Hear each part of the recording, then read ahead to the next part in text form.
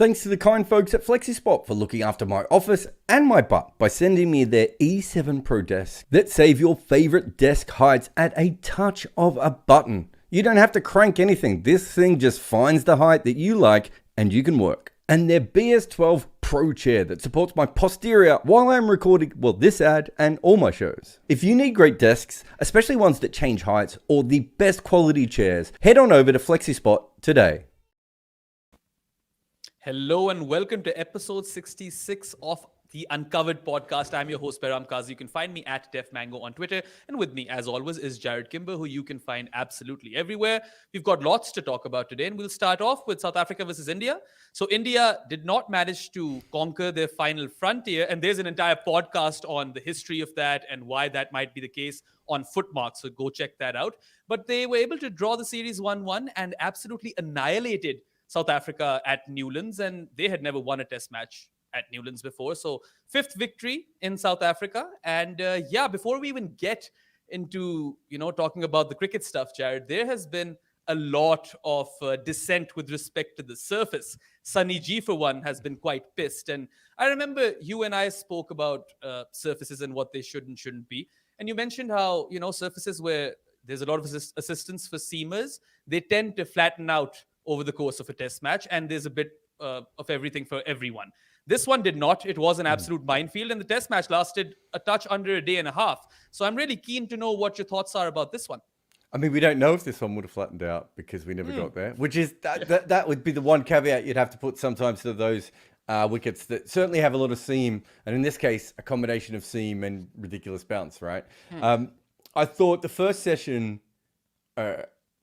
I went and had a look at it. I would have said you should have lost on average 5.5 wickets in that first session. So losing 10 is quite a jump up on that. The middle session, India clearly saw that it was a difficult playing surface and attacked a little bit harder than they should have. Lost a few wickets there, but not a crazy amount, right? Like, was it 3 or 4? I think they were down at that point. And then there was a bit of a weird collapse at the start of the third session. So we're talking about the first day, obviously. There was only 2 days. But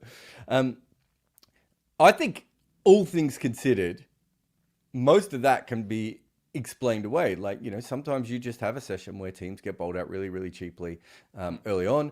And it was sort of India's lower order and middle order that got blown away a little bit. Again, wouldn't be the first thing that South Africa have taken a lot of wickets against in a row.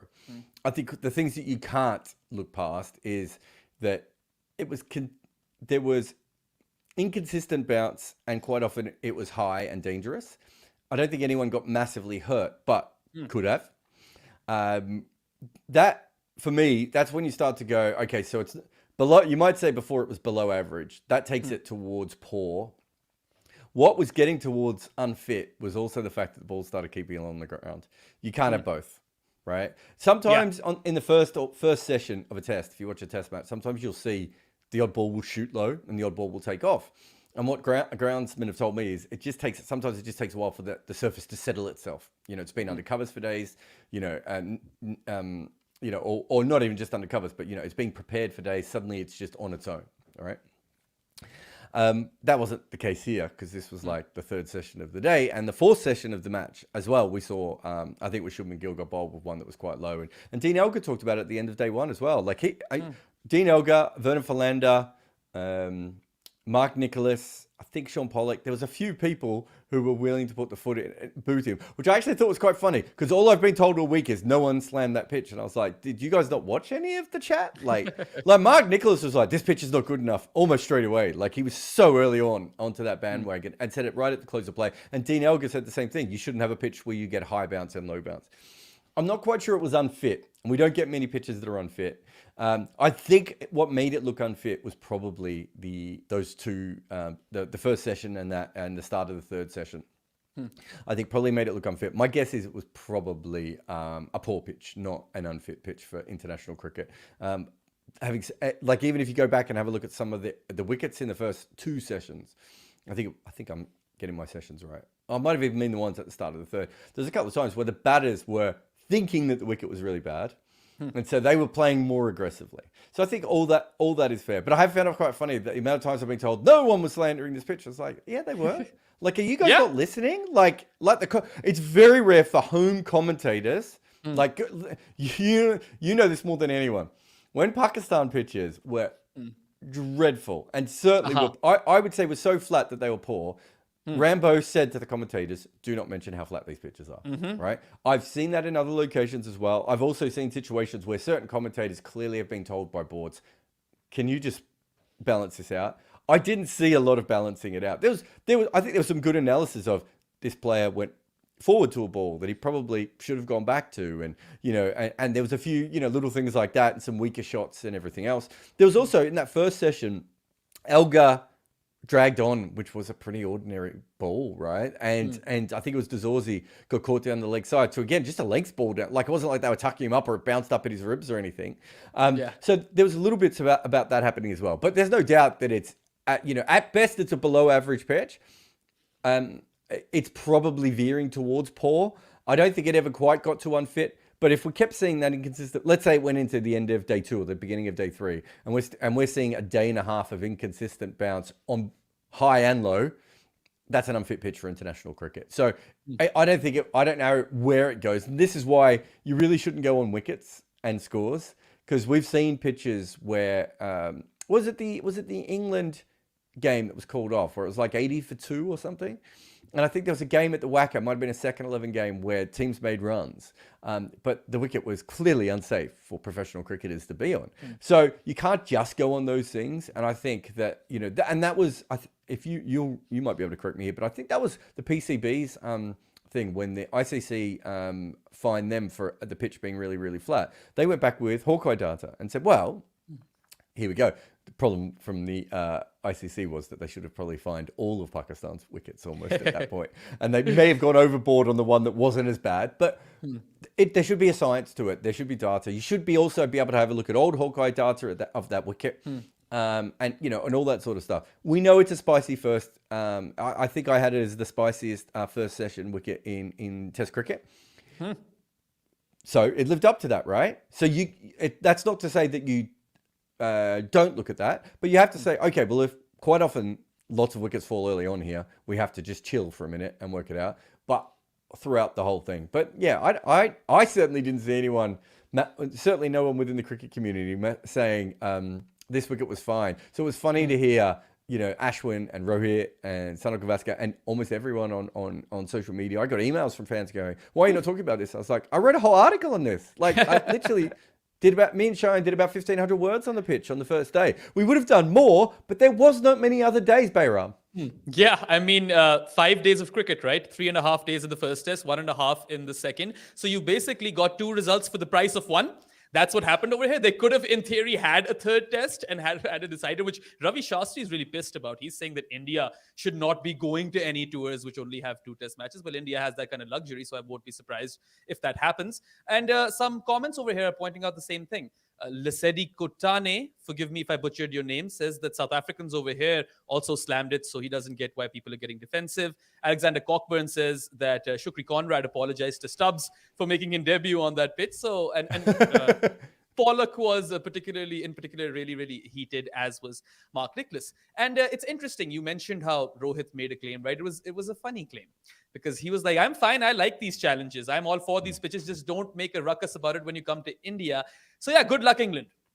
I mean, what I would say about it is that funnily enough, India was almost the right team to be there because what he was saying, I would say that the 2 teams who have most obviously tampered with their wickets over the last 5 years have been India and South Africa. So, and also India could actually laugh at them a little bit here. The same way that Australia did when they stole a match in India and go, we might not have beaten you. You guys just gave us a test by making such a weird wicket here. But, we know that Faf du Plessis went to the groundsman, I don't know, whenever it was, 6 or 7 years ago and said, we think our batters are not more skilled than everyone else, but we think they're tougher than everyone else. We're willing to take more hits on the body, give us wickets, we will get more hits on the body, and we will outlast some of these lineups. That's open tampering of pitches, right? It's exactly what Rohit Sharma did. The only thing is, you could argue that it's less safe. And it's funny, South Africa, they got away with systematically, right? Systematically tampering with the ball without any negative connotations onto them, right? Australia completely balls up tampering with the ball. Proof that they don't even know what they're doing. It's how badly that they actually did it. And then everyone's like, oh, they're the bad ones. And then India tampering with the pitch, or not tampering with, but rigging the pitches, I should say, over the last Doctoring. There's the word that you're looking for. Over the last 4 or 5 years. Well, wait a minute. South Africa were doing it for longer than that, and in a more dangerous way. So sometimes I do think that's the bigger one, right?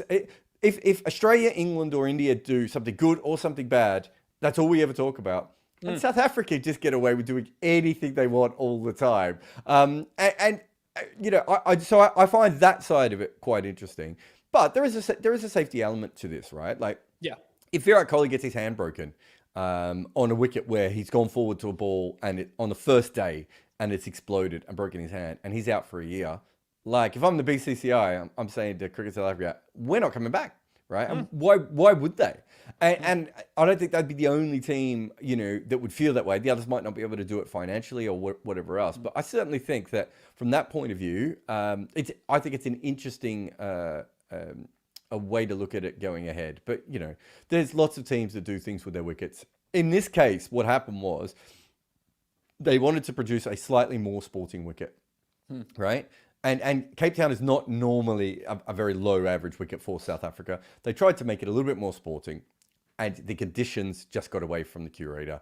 And when you try and doctor the wicket, as you said before, that's actually usually when things go wrong, because you are trying to make that wicket slightly less natural than usual. And we're not talking about, well, I mean, sometimes it can be shaving grass, but, it can be not watering enough, and then suddenly the cracks open at twice the rate you're expecting, right? Or, you try and make it so that there's a little bit of extra bounce, which is fine, but unfortunately the surface just gets volatile, and so you get extra bounce and you get less bounce at the same time. Yeah. All these things do happen, but, Cape Town and Cricket South Africa have to own up to that and say they made a mistake, and hopefully... I think hopefully the ICC will do it properly this time and not just be like, there was this many wickets in this amount of days, so it must be a bad pitch. Because that's what people on Twitter do, and that's what people in YouTube comments do. That's fine for fans. This is a professional sport. We have to do these things properly. We have to have a look at the inconsistent bounce. Hawkeye will have that data. They could hire CricViz in to have a look at that for them as well. It should be an easy thing to do. I mean, just considering the fact that India were 153 for 4 in their first innings, and then they lost 6 wickets for 0 runs, that's something very unnatural. For an Indian batting card to have 7 ducks is something very unnatural, right? So, yeah, I mean, you definitely have a point over there. And I guess Rohit will be happy because he's now only the second Indian captain ever to draw a test series in South Africa after MS Dhoni. So there's that. Let's talk about the game, though, okay? First innings, South Africa, a bowled out for 55. India have pretty much won it in the first session, if you think about it, right? And Mohammad Siraj turns up 6 for. You mentioned how he hasn't really lived up to his potential in Test cricket thus far. He answered. And it's funny how whenever Siraj is having a day, teams fail to get to like 60 odd. And it's becoming a bit of a thing now. Yeah, I mean, he really is a spree wicket taker, I suppose. So yeah, I think with that in mind, I compared him to Stuart Broad, which I think is probably the most apt one of, once he gets going. I think bowlers like him, their best balls are kind of unplayable. And I think and I think the issue with someone like Siraj is, and him and Broad are quite interesting because both of them are late developers, right? Broad was a batter and Siraj was a tennis ball guy, right? Tape ball cricket and all that sort of stuff. So in some ways, they got to international cricket because of their gifts and then have to learn it. And it means that it is not as honed as perhaps Jimmy Anderson might be, or perhaps, Vernon Philander might be, or those sorts of guys.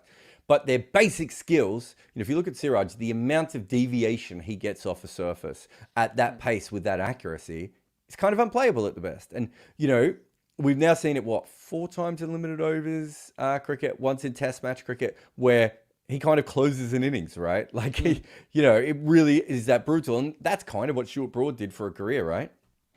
Yeah, definitely. And I mean, these are really promising signs for India because Mohammad Shami is on the wrong side of 30 now and they need a successor to him. Siraj somewhat fits the bill. And I mean, there's lots to love about him, especially the element that you discussed, how he was a tape ball cricketer, much like Haris Rauf. Maybe that is a more comparable sort of trajectory. Shami and Rauf both were tape ball specialists. Yeah, I mean, I think we've had a few tape ball specialists, haven't we? Wassim Akram, you could argue, was one. And Dhoni? Yeah, there's quite a few in Sri Lanka as well, haven't there been? So I think that's part of it, but I do think that in this particular case, I think it's the combination of, I think Haris Rauf can bowl a really good ball, but I don't know if his stock ball is unplayable, right? Yeah. Whereas I think if their actions are right and their wrists are correct, I almost said Emma Stoney then, I don't know what I was going to say. Mohammad Siraj and Stuart Broad are kind of unplayable.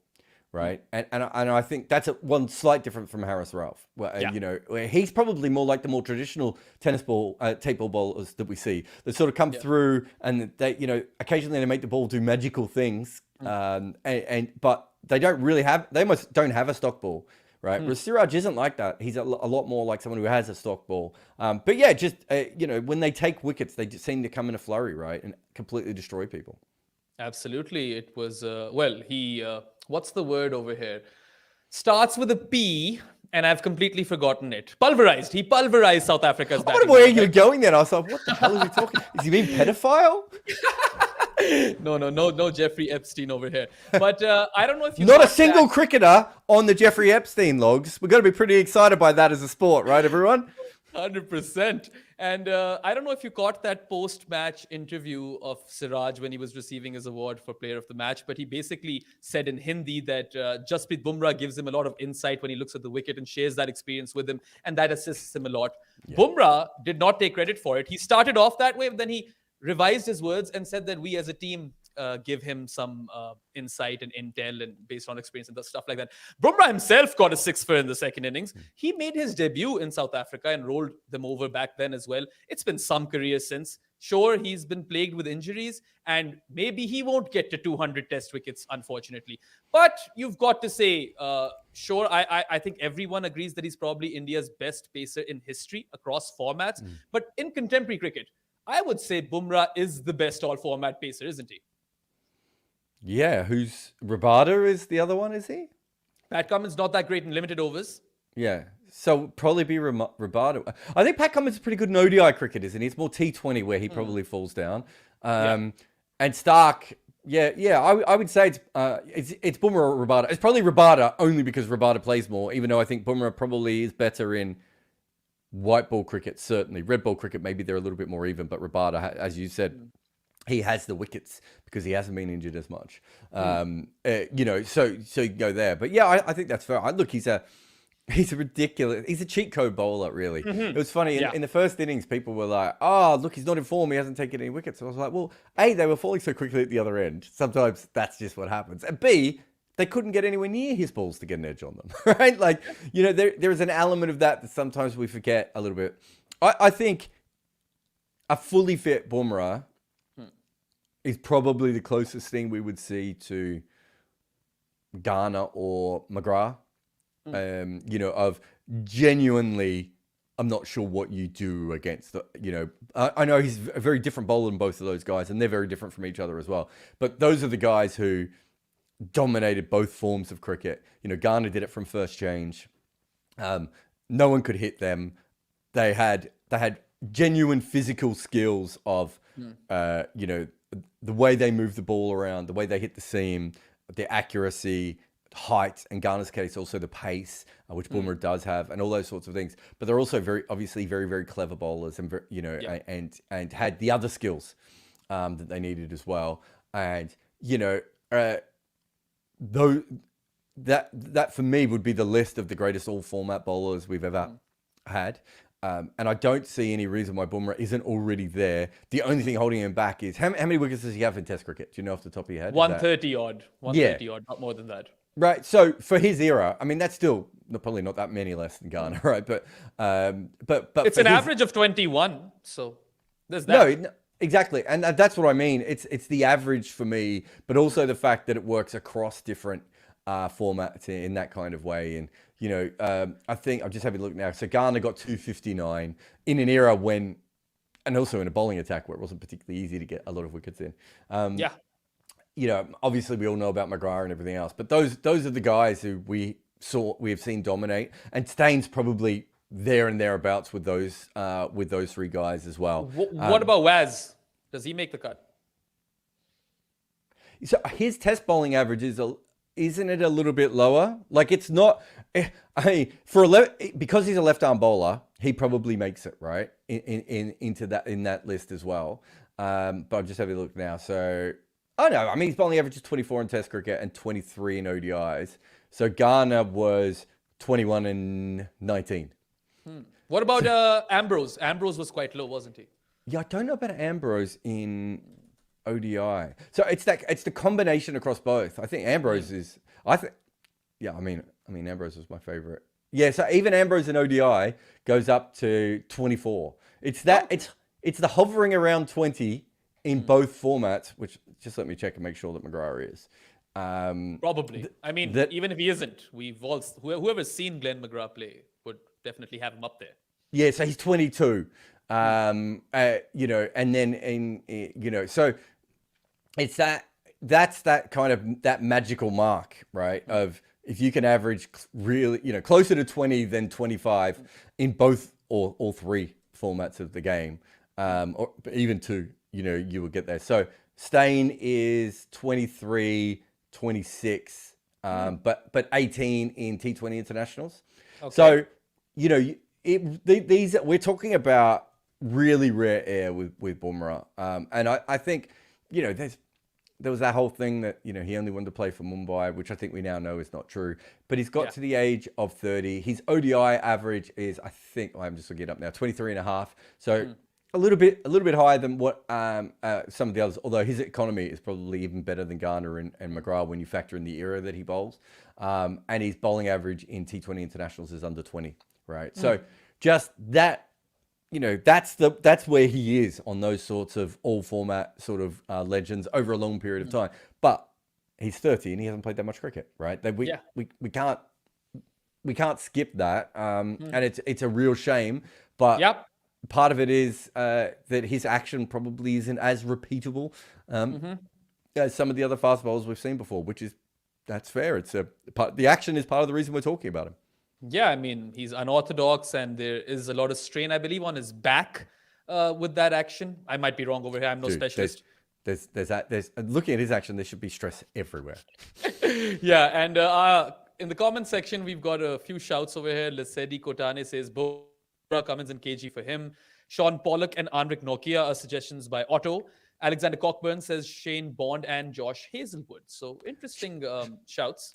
Yeah, but if you look at their overall numbers, you're talking, there's a fair way off there.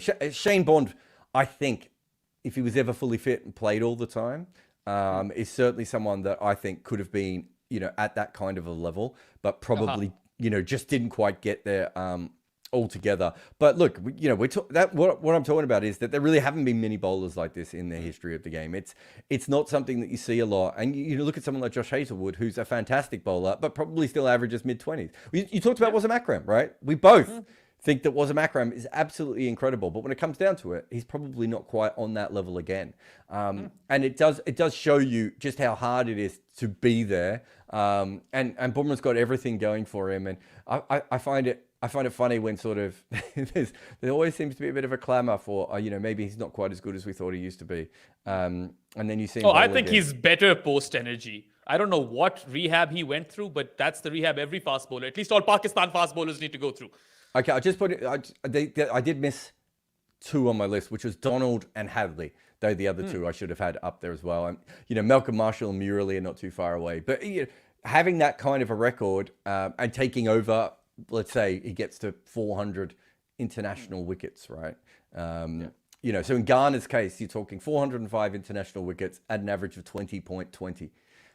It's just like, it sounds like I've been playing Don Bradman 17 with my kids, which I have.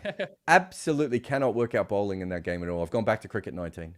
You need to go to Cricket 24 because I'm quite enjoying that one. I'm going to get Cricket 24 on the PlayStation because I'm on the Switch at the moment, and I'm just not sure I'm enjoying it as much on the Switch, and it feels a little bit glitchy. So I'm going to go across to Cricket 24. It is. I've played Cricket 24 on Switch, and it's not fun. Cricket 24 on the PS is extremely smooth, but I will say I made the mistake of switching from hardest to hard because this is therapy for me, and I'm smashing sixes all over the park. But I wish I had played at hardest. So what do we got? We got Cricket 19 and then Cricket 24. Is there anything in the middle? Cricket 22. Cricket 22. Which is a downgraded version of 24. It's not as good. Yeah, I mean, 24 is just, they fixed a lot of bugs, and these games Okay. by Big Ant Studios were really buggy. Anyway, we're digressing. Still have one more talking point from South Africa versus India, and how could we not talk about Aiden Markram? You were mentioning Hawkeye data prior, and CricViz basically, tweeted that ever since we have Hawkeye data available, Aiden Markram's stun in the second innings for South Africa was the hardest ever 100 scored in Test cricket for that period. And I mean, it makes sense. It was an absolute minefield. He started hitting really, really belligerently. And I mean, when he is attacking the ball, it's really aesthetically pleasing. Even Virat Kohli is a fan. People were digging up his tweet from the past, right? And I mean, against the run of play, when the second highest score in that batting card was 12 by Dean Elgar, that was a really, really special knock by Markram. Yeah, it was ridiculous, wasn't it? I think when we talk about the hardest innings from a CricViz point of view, I think we do have to remember that what we are saying there is that it is the hardest from the expected average point of view. I don't know how it compares to Kusal Pereira or Ben Stokes' innings or, those sort. And also there's an element of Markram kind of feeling like they were out of the game so he can swing with a little bit of freedom. But the ability to stay in, and I think it does show I'm hoping it shows what I've been saying about Markram for a long time, which is his very base core game is on a different level. It's just that sometimes he misses the second gear and the third gear and the fourth, and gets stuck in sixth gear and first gear, and he just has trouble. And on a surface like that, all he really needed to do was block the balls he wasn't going to be able to hit for 4 and 6 and try and hit everything else for 4 and 6. And he did that brilliantly, and it suits the way he plays. If he can get into that kind of mindset, and kind of that Andrew Simons late career mindset, right, where you're just like, well, I don't need to worry about all this other. I don't need to worry about flicking the ball on the leg side for 1 because I can block this one and I'll hit the next one for 4. And I think that his head looks stiller when he's in that kind of position. It was a fantastic innings. I don't know where it goes. I've never tried to mark the greatest innings of all time. I know someone did a book on it, and Mark Butcher, I think his innings against Australia came out first, second, or third. It was really, really high up. And what about Kusal Pereira? Yeah, well, so this is before the Pereira Stokes' innings. But I remember when that book came out, and I obviously know Butch quite well, and he's like he jokes around with that because he doesn't believe that was the third best innings ever played, which I think shows you. And I think what the person at the other end was trying to do, and I forget the guy who wrote that book, but what he was trying to do is he was saying he was looking at the best bowlers. Who made 100 in a difficult circumstance against the best bowlers. So Mark Butcher had to chase down whatever it was, 300, and against Warner McGrath, but it was a dead rubber, and we all know that there is that element to it.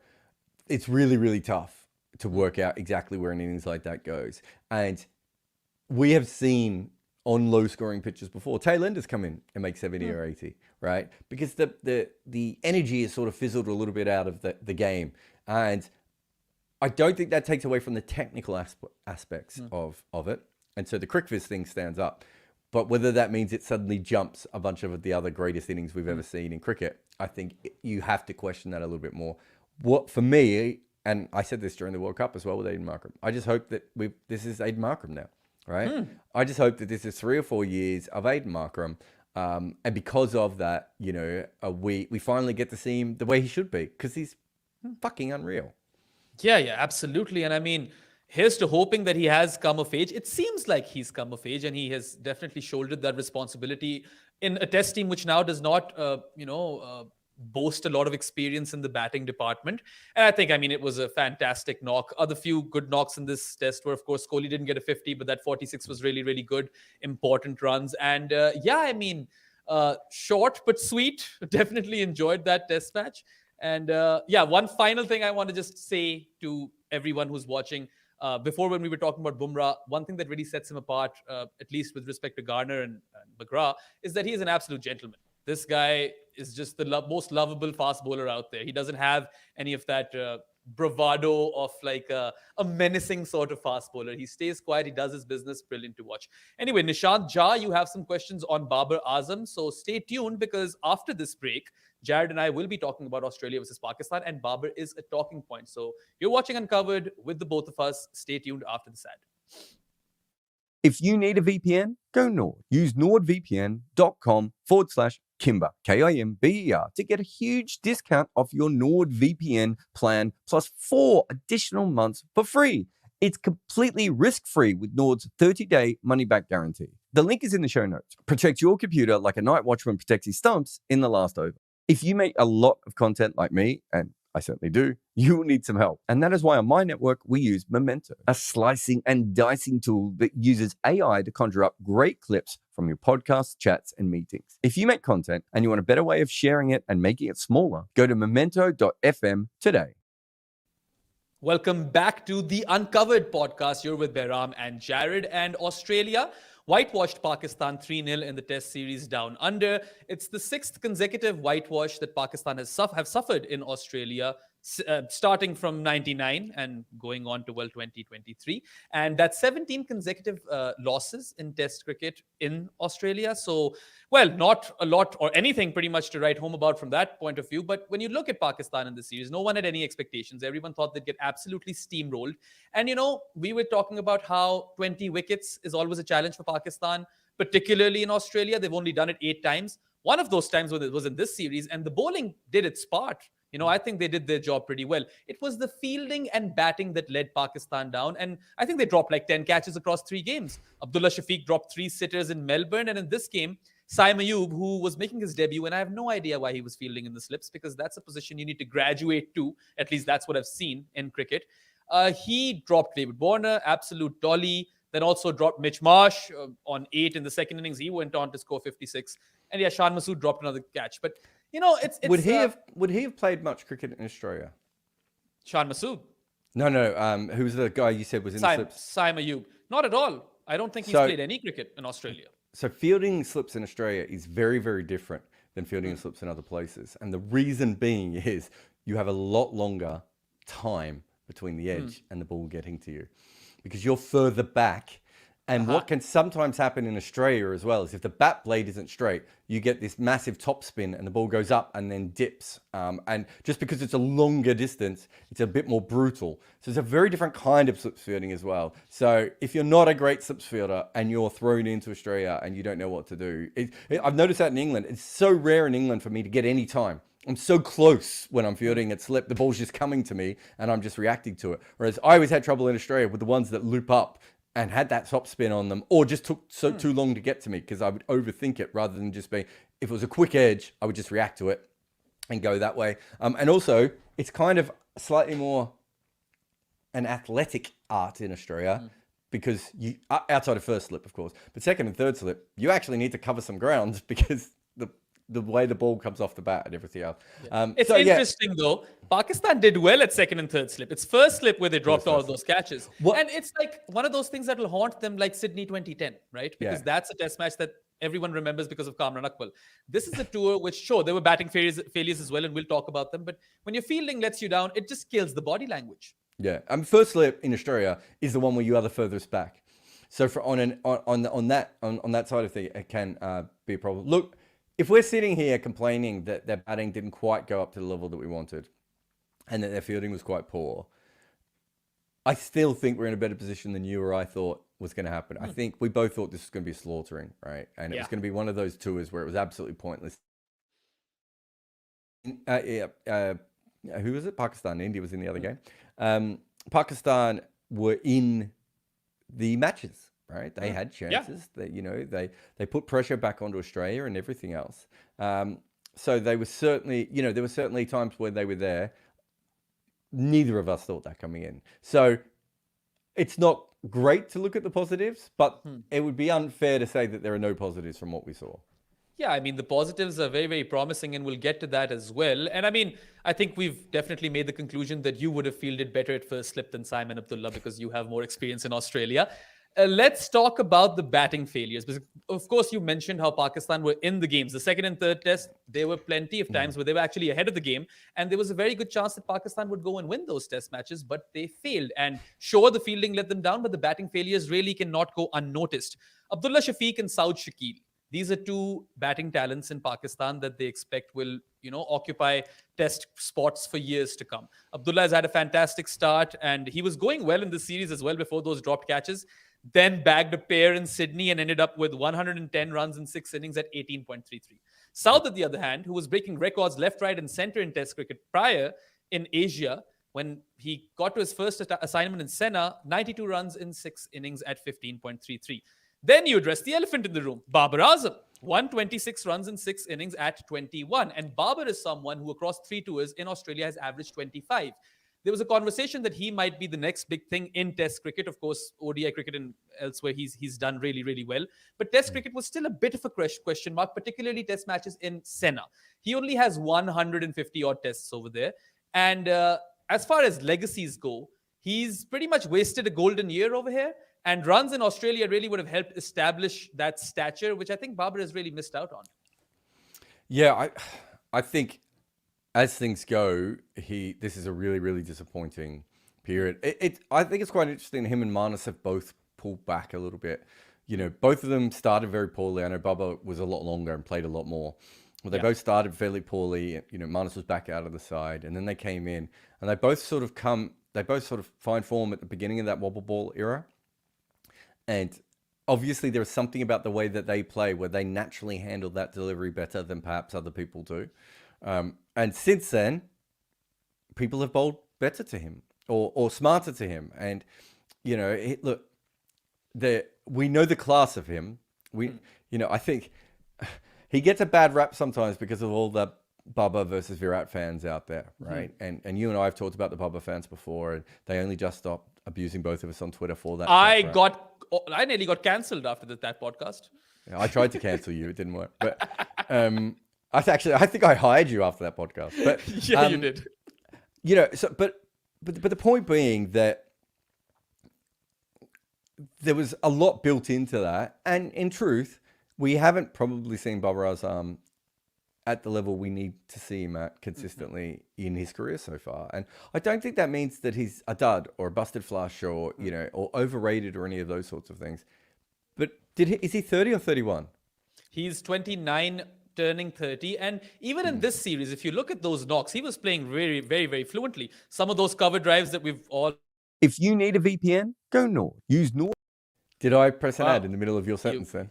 You did press an ad in the middle of my sentence. But yeah, I was just mentioning about how aesthetic pleasure is still a part of his game. He looks like $1 million out there, but he hasn't been able to convert. That's 11 innings in Test cricket now without a 50. And when it's a player of Babar's stature, at least what you expect of him, that seems unacceptable. Plus, Jared, there's been an issue with the in-swinger. He's gotten out to that in-swinger a fair few times now. Yeah, I'm less worried about like 11 innings where he doesn't make a 50 or something. It's not ideal, obviously. But we saw him do a similar thing in ODI cricket not that long ago as well. You know, I'm more interested in the fact that last year he played 5 tests and he averaged 22, right? And, you know, we've seen again there, you know, this year where he's not quite at that level. These should be peak years, right? That's why I was asking you about his age, because this is, I thought he was 30 last time I looked, so I was obviously slightly off there. But these we're both 94 kids. I'm Feb, and I think he's October. Oh, okay. And you know, you look like you're in much better form at the moment. But you have a look this last year. That's a peak World Cup year, right, for an ODI cricketer. Yep. And he averages 46 in the whole year with a strike rate of 84, right? Yep. It's not bad. But the year before, he averaged 84 with a strike rate of 90. The year before that, I think he only played a few games, but had an average of 67 with a strike rate of 108. And in 2019, he averaged 60 with a strike rate of 92. That's what we expect to see from him at this age. Yep. Right? We expect These him are his to rack golden up. years. Yeah. Like, you know, as you know, me and Cheyenne are doing this thing on the greatest test batters at the moment. And you see a lot of players that you go, oh, he didn't actually start all that good, right? Yeah. Bob Simpson is a really, really interesting one, just because it's in the top of my head at the moment because we've been looking him up. Bob Simpson doesn't make a test 100 in his first 29 tests, right? His 30th test, he makes 300. So, you know, he made up for it a little bit there. And the next 20 tests he plays, I think he averages 57, right? So he averages 36 for the first 29 and 57 for the next 20. He then retires at 31, right? Or 30, I can't remember. Really young. Yeah, Meg Lanning young, right? And so he retires really, really early. And because of that, he probably missed out on 2 or 3 peak years when he was clearly still at the top of his game. And that's when you cash in, right? Yep. All the hard stuff, Barber's already been through the hard stuff. So it's interesting. I don't know how much of it is just technical, how much of it is just form. But I think you're right. Even in the World Cup at times, I thought he looked fluent-ish. Maybe not quite his full fluent, but fluent-ish. He doesn't look like someone who's like in a world of hurt when it comes to form. But he also doesn't look like he did 2 or 3 years ago. Yeah, and I mean, here's to hoping he turns it around, because Pakistan without peak Babar Azam is a different unit altogether. And I mean, he still has time. If he's 29 right now, given how late Asian cricketers tend to, or especially batters tend to play cricket, he's probably got another 9 years in him, I'd even go on to say. Another let's see if he 15 can- years. Another 15 if he's Misbah, right? So that one will definitely, I mean, the jury's still out on Babar, the test batter. And the project that you and Shayan are working on, Inzi, Mohammad Yusuf, Javed Miadad, Yunus Khan, even Saeed Anwar, all of these guys have better cases as, some of Pakistan's most elite test batters. So Javed Miandad, I think his last 4 years, he averages mid-30s. I think, I'm just remembering off the top of my head, because he banked so many peak years before then. I think he was averaging 57 coming into those last 4 years. What you don't want to be in a situation of, for Babar, some of this we're talking about legacy, right? But we're also talking about the team needing their star batter to play. So it kind of works on both. But there's going to be a dip at one stage, right? And chances are he's not going to have a Yunus or a Misbah-like career, right? Because very few people ever do that. And also, he started a little bit earlier, and it's harder for players who come in at a reasonable age to be able to play on. The grind of the circuit eventually gets to you. You don't want to be in a situation where he's already inconsistent, and then he hits that, let's say, 35, 36 period, and you're going to have a natural regression at that point. Yeah. That's an issue. And also, where is he going to regress the most? It's going to be in the bits that he's already weak against, right? So I do think there's some question marks there over where he ends up, because we know what level of talent he is, but he's not fulfilling that at the moment. Not at all. And lucky for him, he's got time to rectify that. And this is going to be a very crucial period for Babar Azam, the batter. He's not captain anymore, so he can focus on his batting. And Nishant Jha said that he's another Umar Akmal in the making. So get the fuck out of here. That's not true. I'm not offended, but I'm... That's a hell of a comp. Yeah. I mean, they're both mammals. They're both cousins. Anyway, another big shining light for Pakistan on this tour of Australia, perhaps the brightest shining light. They've really unearthed a diamond and champion cricketer in Amir Jamal. I don't know how much of him you've seen, but he's the sort of bowler who hits the deck hard. He's fairly pacey. We always heard that he could bat a bit, but he showed us for the first time in this series that, yeah, that's true. 33 in the Melbourne Test, very crucial runs. 82 in this one, hung around, big 10th wicket partnership with Mir Hamza. And I'll tell you the list of records that he's made. So in terms of players which have scored 140 plus runs and have taken 18 wickets in a test series, it's just Imran Khan and Amir Jamal. And only Imran Khan and Amir Jamal are the two Pakistan cricketers who've taken a six-fer in a test and also scored 80 plus runs in an inning. So that is elite company. And not only was he Pakistan's highest wicket taker, he was also their third highest scorer, which goes on to show you how bad a series Pakistan had with the bat, but also how much utility Amir Jamal can provide. Comes across as a warrior, doesn't take anything for granted. He was a PR dream for the Channel 7 team, right? Interviews on interviews on interviews. So just wanted to know, what's your impression of him? Look, I think he's a talented player. I don't think over a long period of time, I'm convinced his batting will hold up.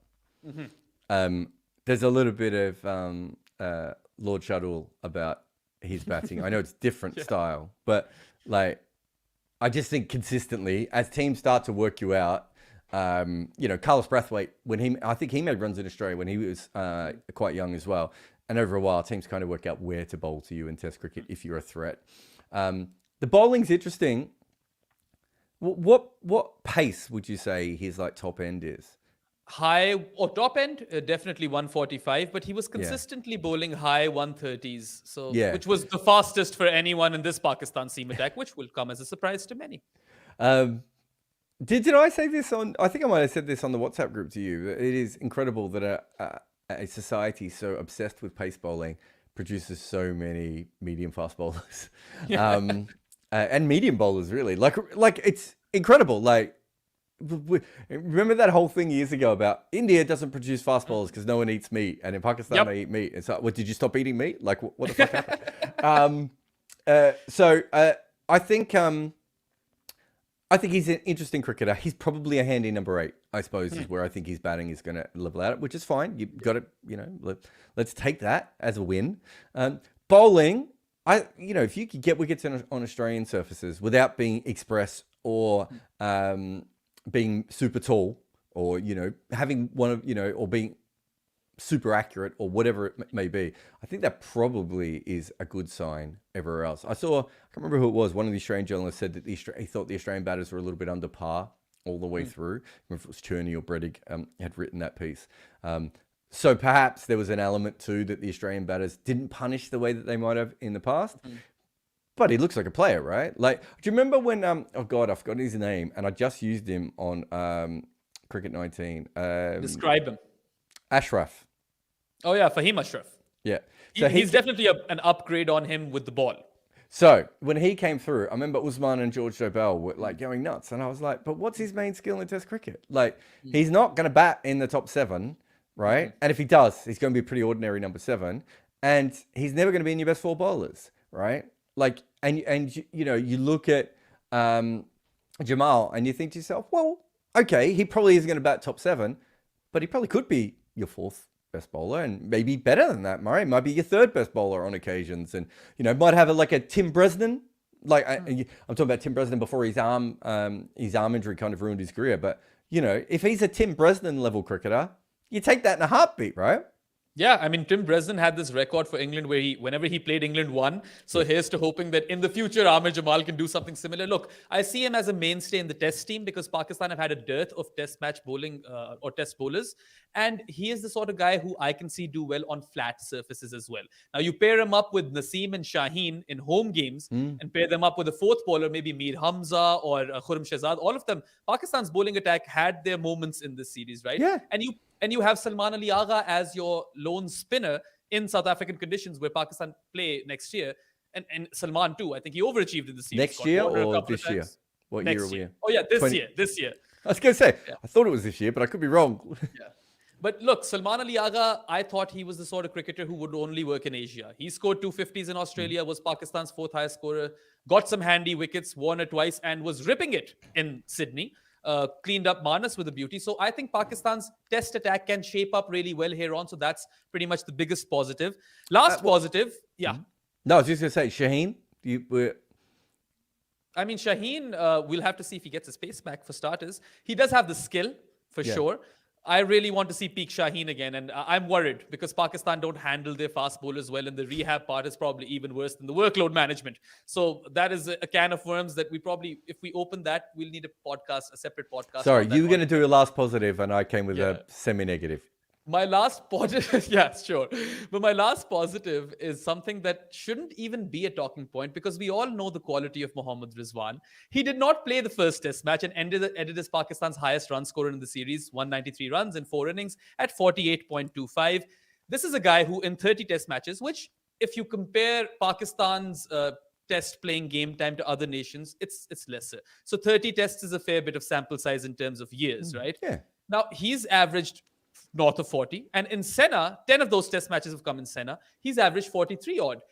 200s and 950s overall. 7 of those 50s have come in Senna. He's a crisis batter, and he's done it again. Even in the SCG test, he scored 88.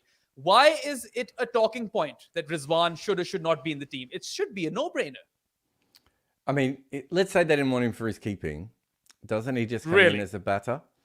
Why would you not want him for his keeping?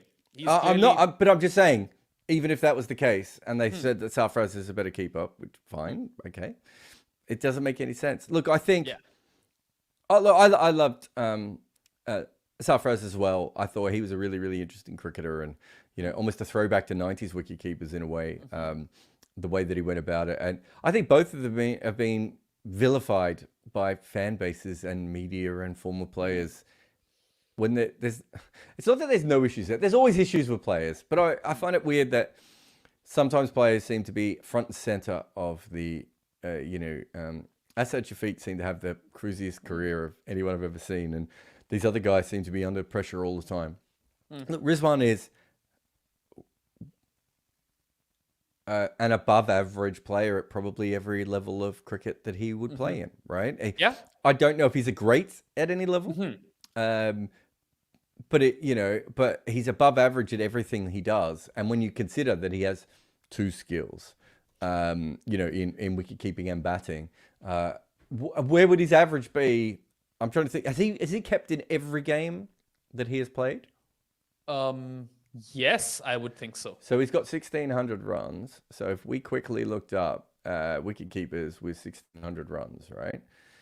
He would have to have one of the highest averages of all time, wouldn't he? Like, am I missing something here?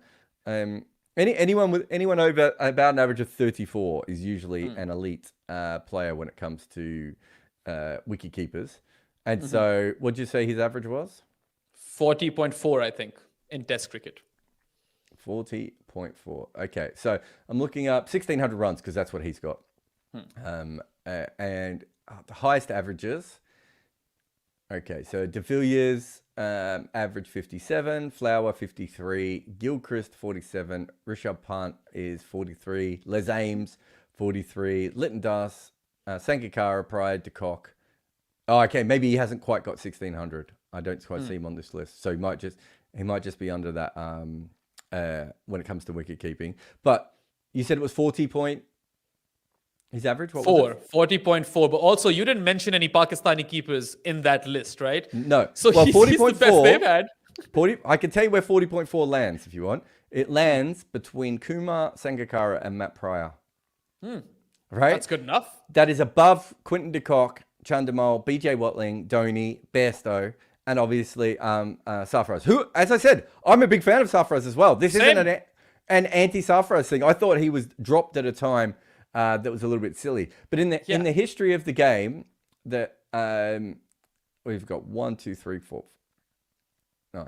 So if we look at 1,500 runs, I think Rizwan will be the 10th wicketkeeper ever to score over 1,500 runs as a wicketkeeper. Let's say that's how many he has, an average of better than 40, right? Yeah. Like, what are we talking about here? I just don't understand what it is. And I think that I understand about the politics and the agendas and all this sort of stuff. But that's a no-brainer. Like, you just write him in as the first name and then you work out the team around him. That's what you'd think, but the toxicity within Pakistan's media spectrum is quite rampant. So what they've done is they've projected hate towards Sarfaraz, because when they run these campaigns, everyone starts hating on Sarfaraz, and he doesn't deserve hate. He won Pakistan an ICC title.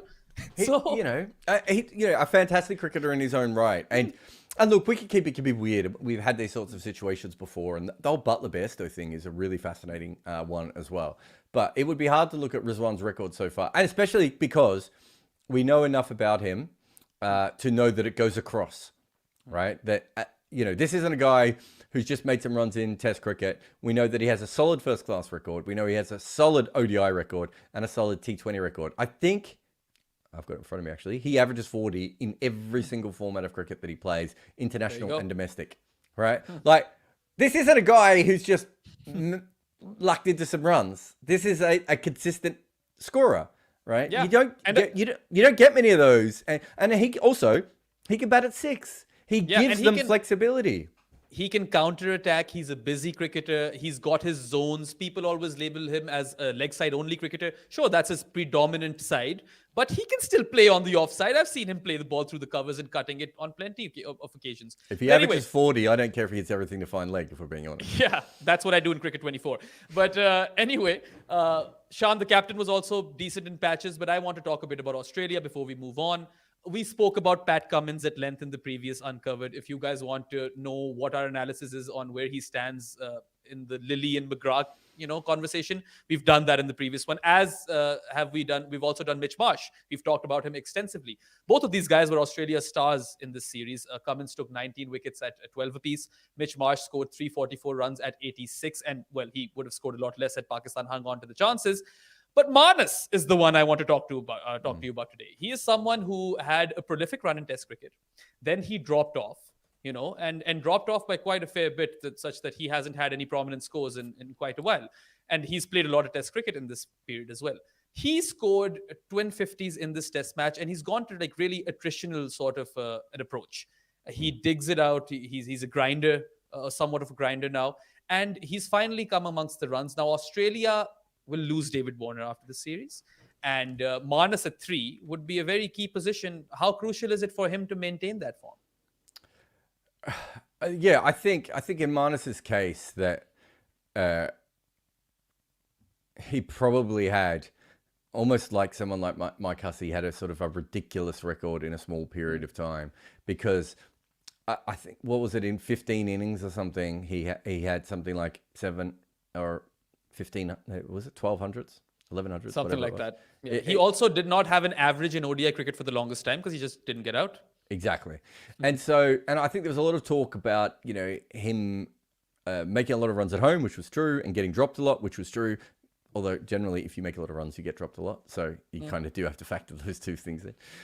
The more that you're out there making runs, the more that you're getting dropped. But I think there's just been a bit of a regression for him to probably back to the level of player he is. I don't think he's a 57 or 60 average player. Like, he's limited in some ways. But I think he's very smart. He works really hard.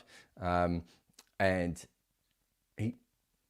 I think he genuinely is quite good at working his way through problems. So a little bit like Mike Hussey. So Mike Hussey had people never talk about this. Mike Hussey had 2 years in Test cricket where he averaged mid-30s. And the reason that Mike Hussey came back out of that is because Mike Hussey actually really loves cricket.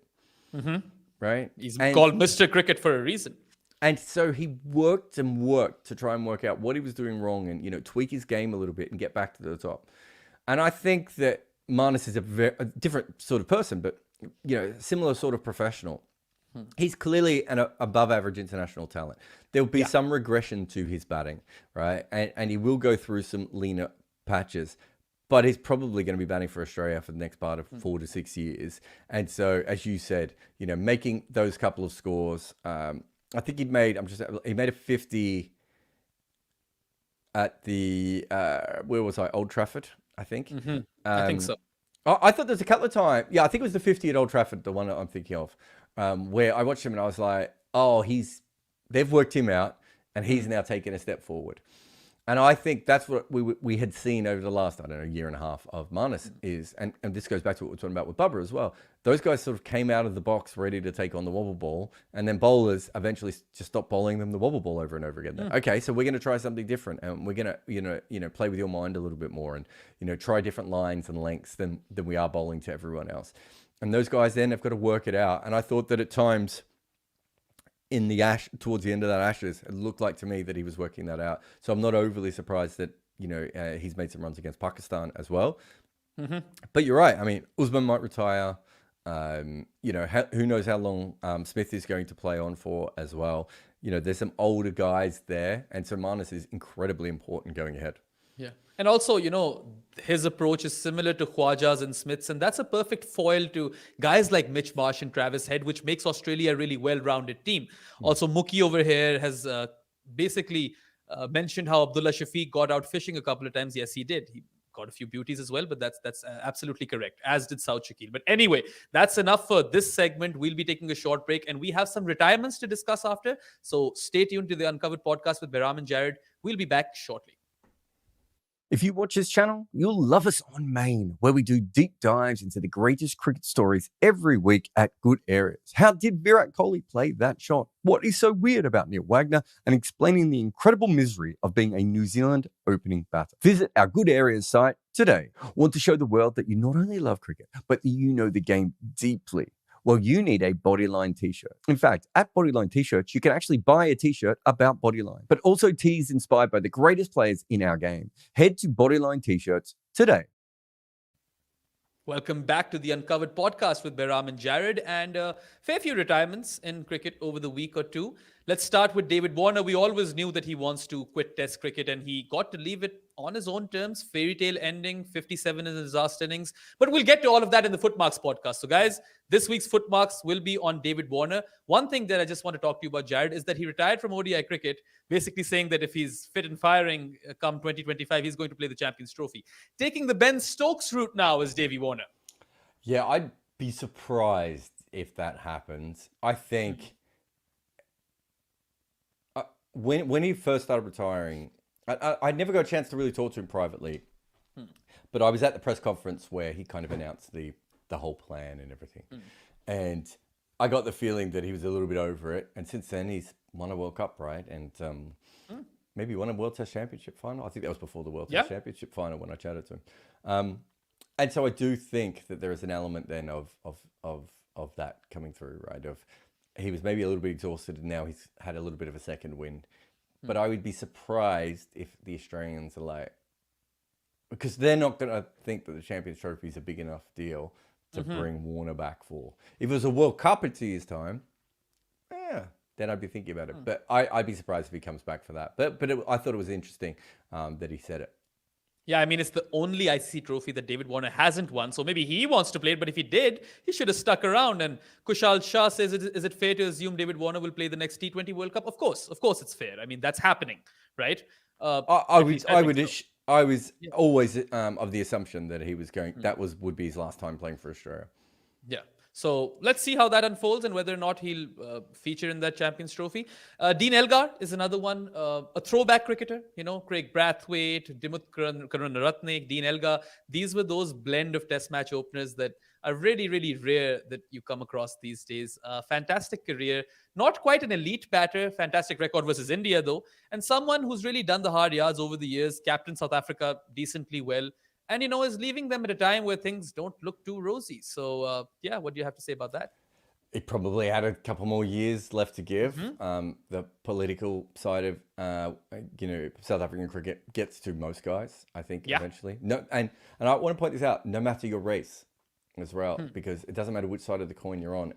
You're either being used as a pawn or you're being used as the problem, or you're having to deal with interference from people who don't understand cricket. All those sorts of things, they just wear down on you in a way that, I remember talking to someone about AusW, and I said I was a bit surprised that he left when he did, because I thought he could have played another 4 or 5 years the way he was batting at the end. Easily. Even Andrew Strauss, I believe, could have carried on for a bit longer. Yeah, and AusW, when I talked to this person about, they just said he's just tired. It just broke him. Right, the constant running around, and being an England captain for Strauss and Cook, there's two guys that probably left a little bit earlier as well. So I think, in some of those jobs you do see that. Elgar's wild. Do you know what his away average is in Test cricket? 20s. Yeah, and it wasn't really to this week I started, or last week, whenever it was, that I really worked that out. Like I had, Mahela and Warner are two, and Michael Clark I think is another, where it's just I always knew about it. This one I didn't even realize. And, so we've all seen Dean Elgar bat in South Africa. Almost none of us have ever seen him bat outside of South Africa because he's barely made a run. I mean, I remember when South Africa toured Pakistan a few years back, and Elgar was not even a story. He didn't feature in any of those innings. And I think middling player, but one of those guys who will go out with a lot of respect, as we saw. Another South African retiree, a surprise one at that. He's only 32 years of age. And recently, Shukri Conrad mentioned that he was part of South Africa's test plans, and they are not considering Kyle Verreynne. But now Verreynne's back, and Klaasen, who really wanted to play test cricket, one of those few players who really, where are you going? He's gone. Oh, there's a Klaasen jersey. There you have it, Seattle Orcas. So, I mean, it's an interesting story, because someone in the comments mentioned that slightly unsurprisingly, Klaasen retired from Test 2. That's more to do with the political landscape of the team right now, because he feels like, there's no point in competing for a spot where he can cash in on limited overs cricket, right? Yes. I think that one's probably less to do with the overall politics of South African cricket, right? I think that one is probably more to do with the fact that the guy who he's fighting with is 26 and is clearly really good. Right. Yeah. I know that we haven't seen the best of him at Test cricket at the moment from Verreynne, but he averages 49 in first class cricket. Wow. He's going to average 35 to 40 in Test cricket if he can work it out and develop and do all those things that he should be able to do. I was surprised when he was originally dropped for Klaasen. I remember having a chat with Big Vern, and I was like, what do you make of this decision by Shukri Conrad? And he was like, everything is in flux right now. Let's see how it goes. So, and then, also the thing with Heinrich Klaasen is that he was a bit of a late developer. He wasn't getting huge contracts when he was 22, 23, 24, right? Like, it's taken him a little bit longer to break through. And now he's got let's say he's got 3 years of maximum earning potential left, and then another 3 years of cashing in on being 100 class, and after that, if he keeps trying for first class cricket and test cricket and not playing in leagues and everything, that's going to affect that, right? And you know, man's got to make his Seattle Orcas money somehow. So no, I think from that perspective, it probably makes sense, and we will see players now that will kind of weigh that up, right? Of this, like, you know, how old did you say he was? He's 32. Am I remembering that? Yeah, he's 32. Yeah. And he has an average of 13 in 4 tests, I believe. So he's competing with the guy that you mentioned is crazy in domestic cricket. I actually like Kyle Verreynne. And then also he has the sort of skill set that he would really succeed in those franchise leagues. So why not? Yeah, exactly. 32. So we're both right there. First class average of 46. So I don't think it was a case of he was going to average 13 forever, right? But he hadn't been successful in the first couple of games. Perhaps the only thing that might have kept him around is that, right? That, you know, and we, you know, the thing of not actually, not ever being his best in Test cricket. So, you know, top score of 35, right? Yeah. But he's also got a top score of 174 in ODI cricket, and, you know, might be one of the most powerful players in the world in T20 cricket at the moment. You know, your mortgage is more important than your legacy at a certain point. And I'm sure he would love to make a Test 100 for South Africa. But does he want to wait 2 or 3 years and do himself out of 30-40% of his earnings to do that? Probably not. I think Neil Manthorpe wrote a really good column this week. If you don't follow him on Substack, it's worth it, especially if you like South African cricket. And Manners was talking about how much the players are paid, and, you know, all these different issues. And there's a comment underneath from this guy who said, "Well, if you compare it to the average person, you know, they're all basically millionaires compared to the average person." Yeah. But when we talk about that, you've got to remember that that is only earning for 15 years, right?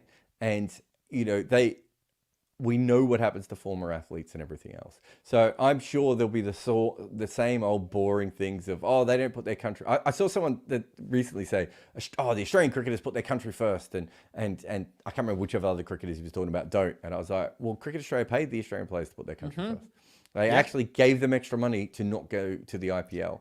Right? Mitchell Starc got the best of both worlds. He got that extra money. He has 300 plus test wickets, and he's bagged the most lucrative IPL contract of history. Exactly. And that's not the case for everyone, right? And so I understand why a 32-year-old who's represented his country, his dream when he grew up was not to play for the Seattle Orcas, as good as this shirt is, right? It wasn't his dream when he grew up. But he's played for his country in all 3 formats, and he's done incredible things for his country in at least 2 of those formats already. He's a shoo-in in those 2 lineups, by the way, T20 and ODIs. Yeah, exactly. And he's got, as I said, 3 years of maximum earning and hopefully 3 more years of cashing in. Maybe at the end of that, he gets himself into a position where he's a coach or whatever. It makes sense. Yeah. Anyway, there's another retiree who you just brought up earlier in the podcast. I don't even think you know, but Asad Shafiq is not a cricketer anymore. Really? Yeah. Asad Shafiq hung up his boots, and he's now a consultant selector. He's the butt replacement. He's the new butt. He's the new butt. The safe butt, if you will. Yeah. The clean butt. What a remarkable career he had. I don't think anyone's ever had a better armchair ride in cricket than just we're going to put you behind, you know, 2 incredible, old, clever middle order players, and you're just going to sit there forever. Until one of them retires, and then they're not going to retire, and you're going to end up with a fairly good batting average for someone who really made no impact on so many games. I think I was at his best innings. I think it was the one in the Gabba in the day-night match. There was when an he innings at the Gabba. There was a match-winning. Well, Yunus scored 200 in that oval game, but Asad also got 100. I think he was really good. I'm not giving him that one. Yunus rode that one. I think he was great at number 6. I think he leveled Sober's hundreds record at number 6, or might have even crossed him. Okay. But when he got that promotion, he just couldn't live up to the billing. He is, and I might write a note down so I remember this, but he is the reason, right, why we can't really take runs at number 6 all that seriously. Because number 6 is a position that should be for young players or older players on their way out, or players with a second skill, right? He was a specialist batter at number 6, right? If Sobers couldn't bowl, would have batted at first drop or second drop, right? So the only reason Sobers has that record is because of where he batted in the batting order. And so Asad Shafiq, and let's be honest, this guy could bat. No, I think the real thing was how much time was invested into him, considering he just didn't develop to the level that he should have developed to, right? But, you know, I've probably said this on podcasts like 100 times, but, you know, Mark Butcher, you ask him about the time he batted at number 6, and he was like, this is the greatest thing that's ever happened to me. This is the easiest batting position ever.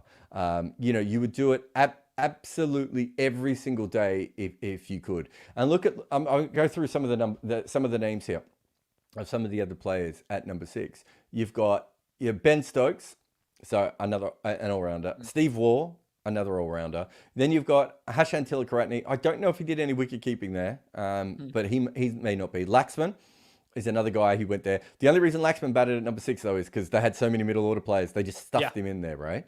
And you then have Sobers and Tony Gregg, right? Both of them. Alan Border ends up batting there at the back half of his career just because, you know, he was old. Alan Border has an 8 for versus the West Indies, no? Yep. Shiv started at 8 for? 7 for? 7 for. Oh, no, he took like 11 wickets in a match, didn't he? Not quite an all-rounder. Shiv Narayan Chandrapal started at number 6 and ended at number 6, if I remember correctly. De Villiers went to number 6 when he was keeping. Angelo Matthews started as a bowler. Clive Lloyd, again, another guy who batted at number 6 when he was quite old, right? Who's the weird name there? Maybe Tilakaratne is the only other player on that list where you would say is not fitting the type that I just said, right? And I can't remember how often Tilakaratne actually kept. So it's possible that let's have a look. He kept in 11 matches, right? And I'm going deep now. And he batted at 6 and 7 for quite a few of those games as well. But you see my point. There just aren't many players like that. But a fantastically pretty batter to watch, I would say. I don't know what this new obsession with middling players becoming selectors and on. Do you know what I mean? Like Wahab, him, Hafiz. I actually like those 3 players, but there's a part of me that's like, what? That's none of those guys. Like, none of those guys is a transformative player. None of those guys was a great. And I would say that outside of Hafiz and late career Hafiz only, none of those guys got the most out of themselves. So they are weird people to think of as the guys who are going to make the decisions on the next generation of Pakistani talent. Yeah, that's an interesting one. I think Asad Shafiq should have averaged close to 45, yet he's languishing under 40. So that's on him. Couldn't make the most of that promotion. You can't average under 40 if you're a specialist batter and you bat at number 6. It's a fucking embarrassment. And he probably makes the most sense as a selector consultant because he actually played domestic cricket recently, whereas Wahab has been playing leagues, Hafiz has been all over the park. That's a guy who's at least seen what's out there. So maybe he's the better of the 3. Some other shouts over here are KL Rahul and Rishabh Pant, both great at 6. So yeah, sure. There's also a comment that says, do you think Bancroft has the potential to be Warner's replacement? So Warner wants Marcus Harris. Marnus wants Steve Smith. Apparently, Steve Smith wants Steve Smith opening. I don't know what's going to happen. Bancroft has some baggage, and I don't know how that'll work. I'm not sure Bancroft's quite good enough, if we're being honest. I don't care about his baggage. I'm not quite sure he's of that level. Harris isn't of that level. So maybe Steve Smith is the best option. There's also, they've got a bunch of these Aaron Hardy, Cameron Green, someone mentioned Aaron Hardy up there and they were like, hello guys, what are your thoughts on Aaron Hardy? I didn't say it out loud because Aaron Hardy and Benny Howell are 2 names that you don't take in front of Jared. Then it's a separate podcast. It is a good point. But I mean, Cameron Green is the one I was kind of thinking of. Is it worth asking him if he would be interested in that? Because he's not going to get back into the side straight away, is he? He's back outside the main part of the team just at the moment. And so I just wondered if that was what's the best way of putting it? But if that's a conversation that is worth having with him and just saying, would you be interested in this? In the way that they did to Shane Watson and Justin Lang. Well, Justin Lang was thrown in on the tour, but in a similar way of that. And he might say, look, it's not for me, or I'll try it, but is it okay if I don't get judged on it? I think all those things are absolutely fine. But I would be thinking that Steve Smith, I've heard that he wants to do it. It's now public knowledge that he wants to do it. And generally what happens in Australian cricket is if he asks for it, it happens.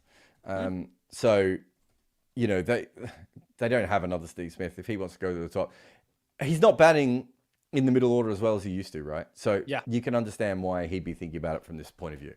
Yeah, I mean, there's definitely been a drop-off, but I think Smith's still got at least a couple of years in him, and maybe we'll see him as opener. Other names that people have mentioned have been Matt Renshaw, Will Pucovski. I think Will Pucovski's not playing cricket right now. He's had like 20 concussions. Otherwise, he was my pick as well. I really wanted to see him. I kind of want to see Renshaw back because I just think that he kind of did everything right. And I think he was picked way too early in his career. And Pakistan didn't know where to bowl to him on that first tour. I thought he handled Ashwin really well in India. That first time for someone who was like, you know, a kid who actually crapped himself on the field. Or virtually, I'm not sure there was any leakage on the field. But, you know, I really like Renshaw. I like that he went off and worked on his game as a limited overs player and everything else. So there's a lot to like from him. Pucovski would be automatic, but it's just about the mental stuff. I mean, mental and in his case, the mental health issues and the physical health issues occasionally with the concussions. Like it's just that double problem. Talent-wise, could open Test cricket for Australia tomorrow. Double whammy on the brain, actually. That's something that you don't get too frequently. I like the Cam Green option. It's really left field. I hadn't thought about it. He's open in the IPL. And, you know, like Virendra Sehwag had a conversation with Warner all those years ago. Maybe someone could have that conversation with Cam Green. Anyway, moving forward, final topic. We always try to finish this early, yet we're staring at another hour and a half. We're going to split this podcast. It's going to be like current affairs, and it's going to be just cricket talk. But anyway, India versus Australia women's series. Last time I spoke to you about Phoebe Litchfield, Jared, I mentioned how she got 78 and 63 in the first two ODIs, and I asked you whether or not she's after that, man? Yeah, I asked you whether or not she's the real deal and if she could replace Meg Lanning. I think I've gotten my answer. Next ODI, she gets 119. Australia whitewashed the series. Then 49 in the first T20. Australia don't win that one. But in the second T20, she's unbeaten at 18, and Australia do win that one, leveling the series. On top of which, she's taken some absolute stunners in the field as well. She's done really, really well. Now, she might just be the most prodigious batting talent going around in women's cricket. That's the conclusion that I've come to. Yeah, I mean, as I said, I think I said this last week. I think she's just a level above kind of everyone else we've seen. And if she continues to develop the way that she has, one thing I would say is that we haven't factored this in enough because we haven't, as a community, watched enough women's cricket. Remember that women develop a lot earlier in terms of age than men do. And so... Also in terms of...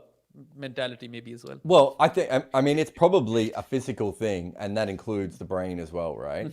And so, you know, I think from that point of view, I think sometimes we see, I've forgotten her name, the opener from South Africa,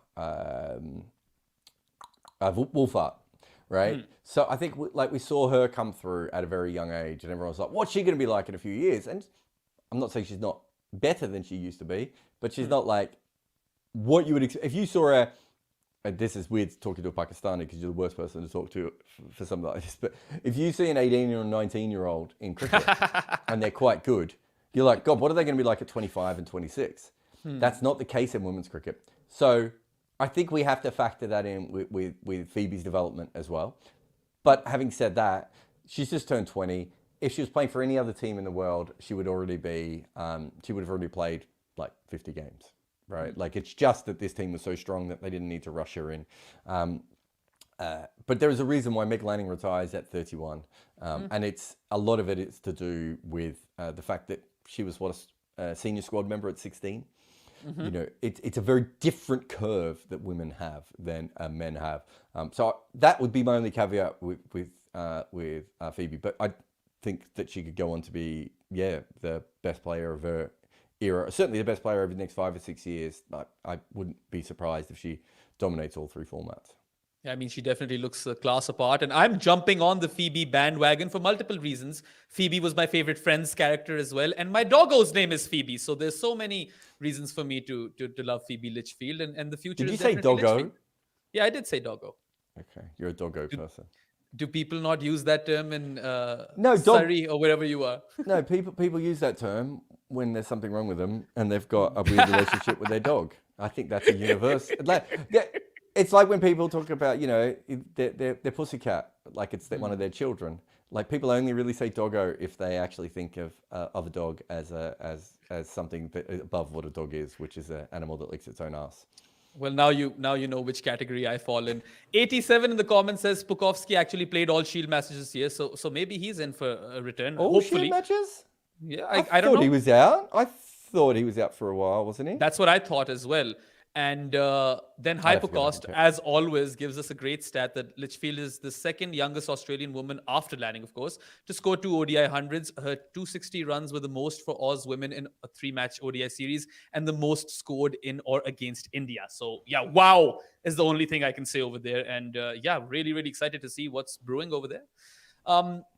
Where Phoebe was having a world-class series, an Indian player, the captain, Harmanpreet Kaur, lost form drastically in all of the outings that she's had in both ODI and Test series. ODI and T20 series. She hasn't crossed 9. No double-digit scores for Harmanpreet. Is this a cause for concern? I'm trying to think of the last time I saw her bat, and I know I feel like all I do on this podcast is ask you the age of people. But I'm gonna look up her age because I mean, the Har monster would be 30 by now, I would assume. so she's 34, Oh, well. right? That's quite. I remember she came through the amateur era a little bit more, so it's not quite the same as what it can be for some of the other more professional women. Although she's been very professional now for best part of 10 years. My concern would be whether we are just seeing her just this is not the end, but the end of her being the Har monster, right? And just becoming a normal player from here on in. She's had a fantastic career. And, that's what she did. What she did for cricket is far more important than the overall impact of whatever it is. Average of 36 and strike rate of 72, and averaging 27, 28 in T20 cricket, because she's the one that really changed the sport in India, and the way that it is going to be looked at forever.